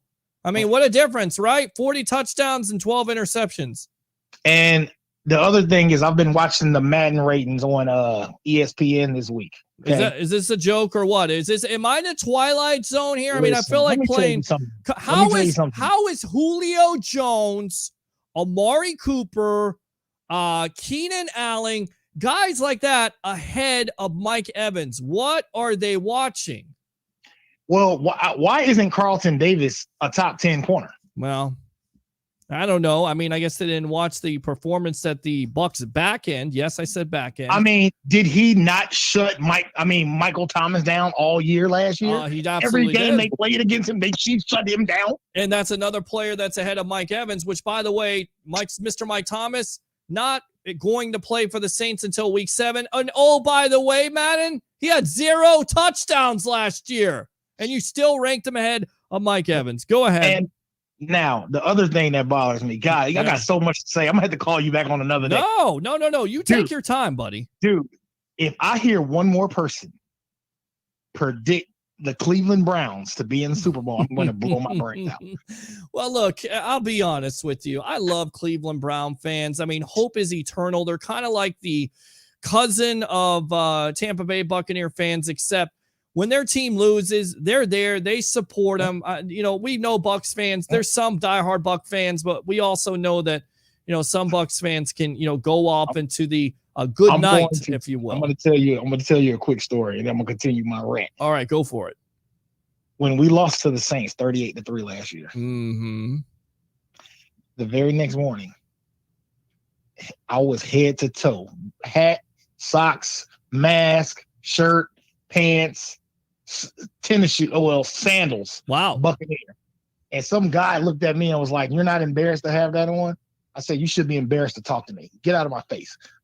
Right. I mean, it's one game. I get it. It's a Sunday night affair, and there's a lot of Bucs fans out there. And I feel like, I'm a psychiatrist on the sports web. Like, I got to talk everybody off the cliff at this point. I mean, everybody was ready to jump off the Skyway Bridge. You remember? Oh, my God. They lost to the Saints 38-3. They got the Chiefs next week, so they're going to be 7-5. It's not only that, relax. people were freaking out because we had that close game against the Giants. Sure.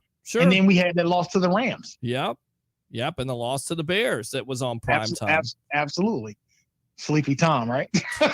Oh, I love it. I love it. They go to Washington when you get a chance to cover it, but they go to Washington and they're making jokes. And, basically Tom Brady is trolling Joe Biden and then he trolls himself. I mean, you got to love it. The guy he definitely knows what to say and when to say it.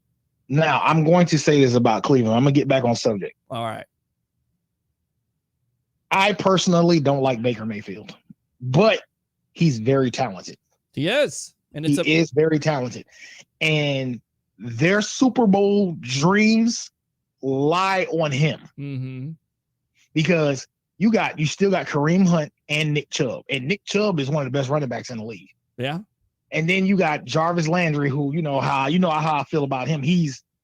To me, he's head and shoulders above OBJ. Well, OBJ can't stay healthy, and he can't stay off of social media and Instagram and all that other nonsense. That's his problem. Well, it is his problem, but it's been a problem. It's going to continue to be a problem. He's got to stay healthy. But you talk about the Browns and all their talent. Baker Mayfield, wasn't it amazing when you put two running backs, you run the ball, you become balanced? And I keep on preaching it, balance. And again, I think that's because I'm a Libra. The scale. You got to have that balance, and you definitely got to have a balance in the offense where a quarterback has been prone to throw interceptions like a Baker Mayfield. And you could see the difference when you get a Kareem Hunt and Nick Chubb. You get that combination together. It cuts down on those throws. And then on top of it, it makes the defense be honest. Because now, if you stick 8-man in the box, you got one-on-one coverage with hopefully an OBJ and a Jarvis Landry. Those things start to open up there.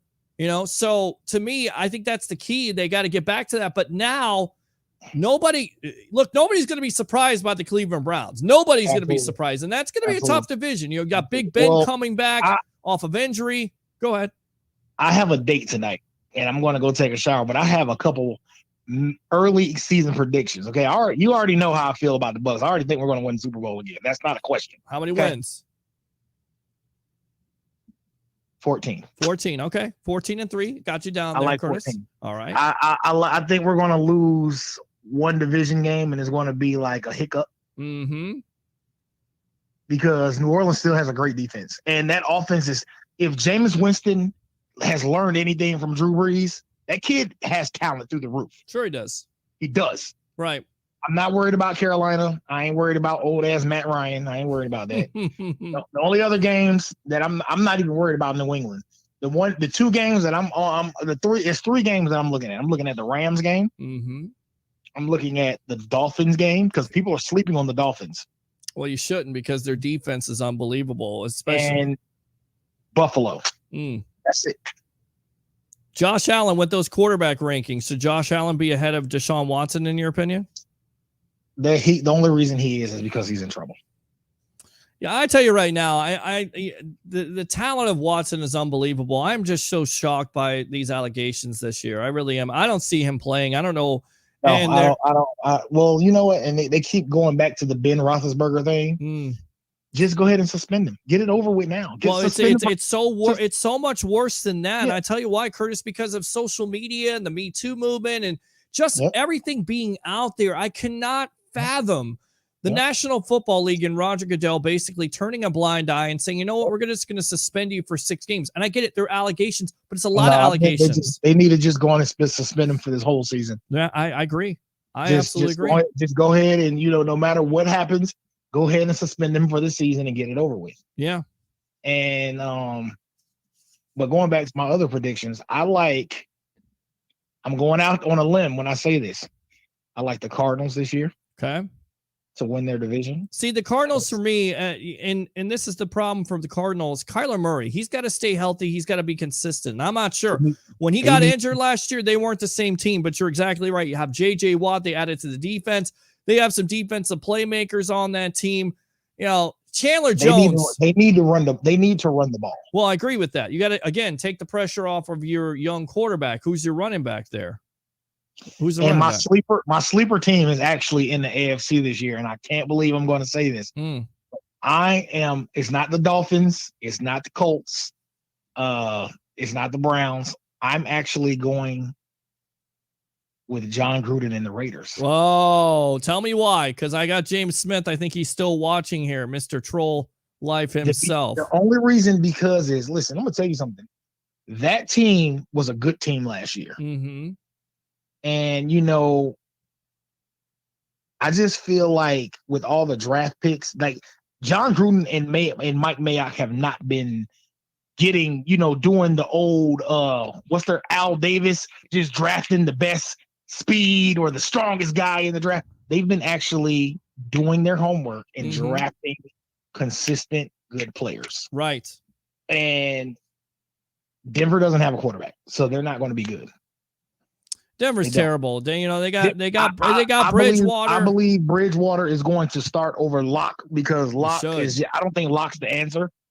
And I have faith in the Chargers, but see, I like Justin Herbert. I like that kid, but it's like the Chargers are jinxed. It's like they're cursed. It's like they can't get past the AFC Championship ever. Well, I mean, you look back at their history, right? You have LaDainian Tomlinson, you have Phillip Rivers, all that talent, Antonio Gates, and you're not even able to compete for a Super Bowl. And then when you get there, you're knocked out in the first round by New England, various teams over the last 5 to 10 years here. So you're exactly right. They're cursed. But I tell you right now, Justin Herbert, 31 touchdowns, 10 interceptions. How great did that kid? I mean, if you're a Bucs fan, you watched it. You saw it before your eyes. I mean, he gave that Bucs defense everything you could want. And this guy's throwing off his back foot, which is a no-no for a rookie quarterback, and still completing passes to guys in stride. I mean, it's his arm strength. And anybody said his arm strength wasn't good, they need to turn on the tape. That guy's arm strength is good. His mobility, he's only going to get better. I mean, 31 touchdowns, 10 interceptions with better coaching last year. They most likely win some games. Joey Bosa, of course, has got to stay healthy. I mean, they have some weapons there. Austin Eckler. I'm tired of the predictions of San Francisco going to the Super Bowl. I don't see it. Well, Jimmy Garoppolo, I mean, that's your key. When does Trey Lance start? I guess that's the next question. Is he going to ever start? Is he going to start for this team this year? Are there defensive players like a Nick Bosa going to be able to come back and make an impact? But we know that, the 49ers were ravaged by injuries last year. We know it also comes down to Jimmy Garoppolo staying healthy consistently. If he can do that, you have the running backs, you have the talent positions there. I definitely think he got to coaching. I just didn't understand the Trey Lance stuff, but look, they drafted him. He'll be their quarterback eventually. Who knows if it's going to be this year. I'm going to give y'all two more things before I go. Sure. The first thing is I heard Antonio Brown looks really good. Well, I heard he is not. He's seen he hasn't practiced yet, so I have not heard. But I'm talking about physically. They say he looks phenomenal. Well, and that's a good thing because right, the Bucs get him the half of the year, and then he doesn't know the offense, and he makes an impact there down the stretch. I feel like that guy could absolutely have a big year this year, and I hope that Chris Godwin and Mike Evans don't get hurt. But if one of those guys does get hurt, I feel very confident in what the Bucs have in an Antonio Brown, a Scotty Miller, and of course a Tyler Johnson. And this kid, Jalen Darden, he's got. Oh my God! Got something. He's got something. Yes. Something. Yes. Something special. Yeah. All right. My last thing I gotta say, and listen, when I watched that Aaron Rodgers rant the other day. Yes. I was in my bedroom. Mm-hmm. I had just got home from True Leaf, and I was partaking in my activities. Of course. I stood up and applauded. Thank you. Well, I don't get it. Like, there's a blueprint in the National Football League, Curtis. If you take less money, and I was on the side of Rodgers in this organization, I don't like them drafting Jordan Love. I get it, it's business, but if you have a quarterback that's playing at the top of his level, you draft him a wide receiver, and who knows? Could you imagine if they would have drafted Jordan Jefferson the year before, or that kid from Minnesota? Absolutely. If you draft one of those guys and you do better, but instead you decide to piss off your quarterback, and then he's petty as heck. He admits to it when they draft Jordan Love to basically drinking himself drunk. And then you didn't think he was gonna hold it against you, and I didn't think he was gonna be in a Packer uniform. But really, all it's about is money. And then at the end of the day, here's a guy who hasn't done well in the NFC Championship game, although he's taken him there. Has that all been his fault? No, I think he was a little bit upset with the coaching decision to kick a field goal instead of go for it on fourth down. Look, hello, you got the MVP of the league. Go for it on fourth down. I get it. You have a defense that's fast and has shut you down all day long because your offensive line hasn't been able to block Shaq Barrett, but you got to go for it, don't you? And I think that upset him. And I think, all these decisions have been a culmination, a perfect storm of suckage for Aaron Rodgers. And basically he's trying to stick it to the Green Bay Packers.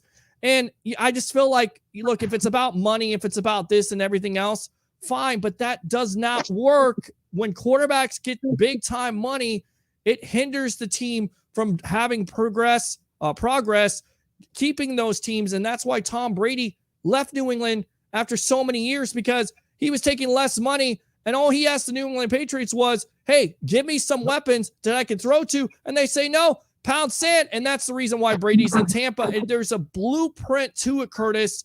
If you take less money, like some of these quarterbacks that are complaining, like a Russell Wilson and Aaron Rodgers, if you take less money, you give your team the opportunity to go after players that can help you in the long run. Good stuff, Curtis. Anything else? And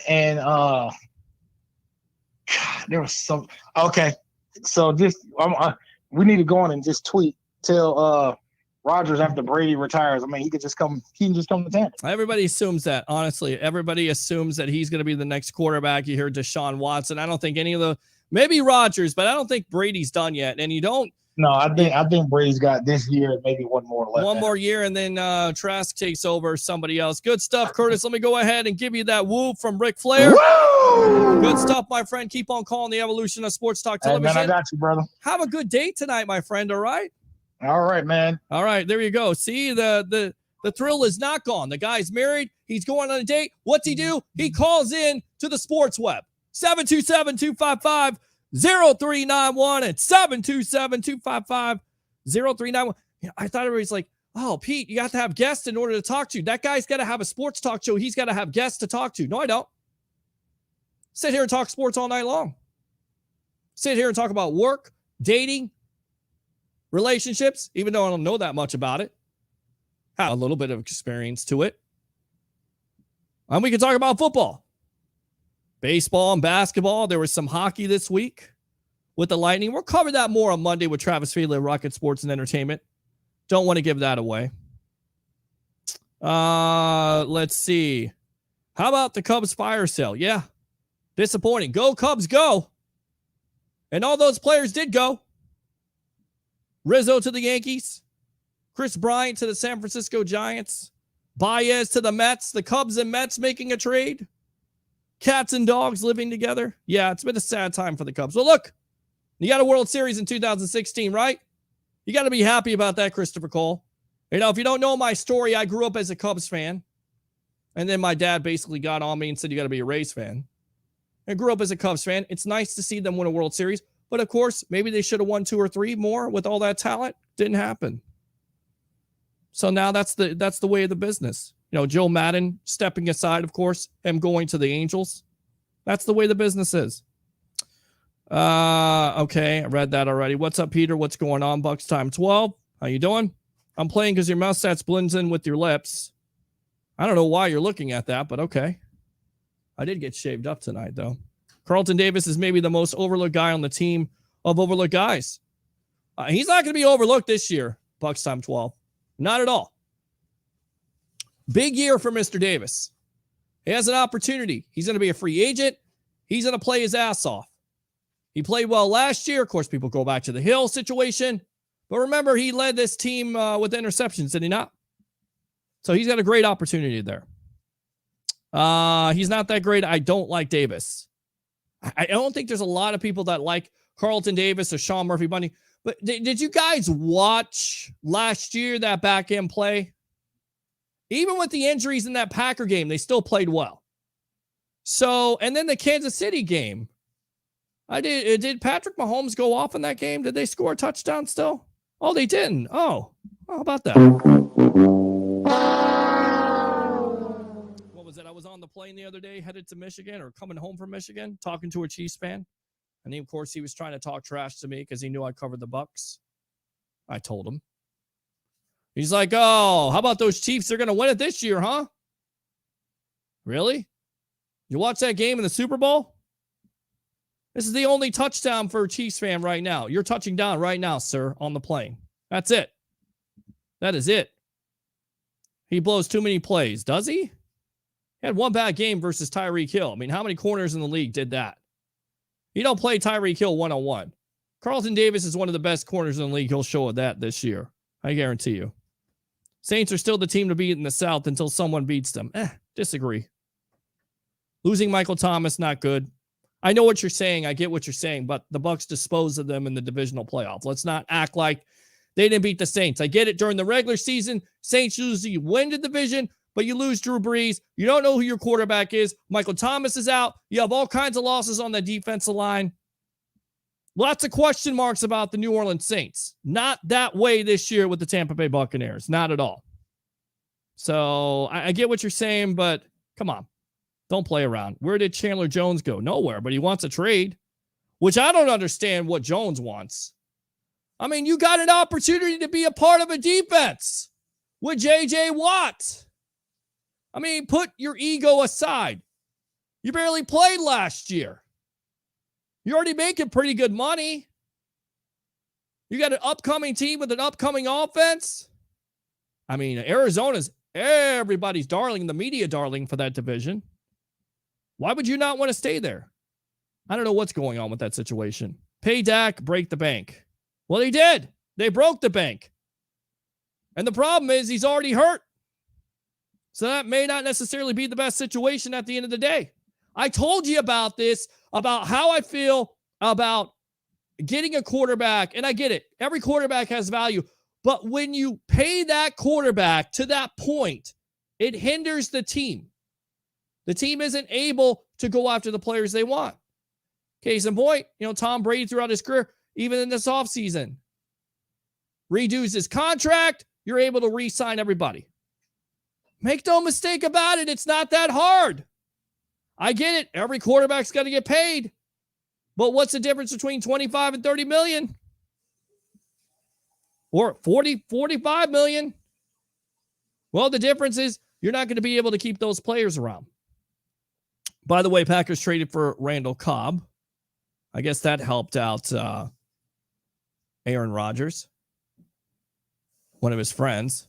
Hey, yo, what's going on, Sal? How you doing? Dating, yes. Wiseman once said, don't spend money on women if she's not your wife. Well, that's probably why you're watching my show right now. What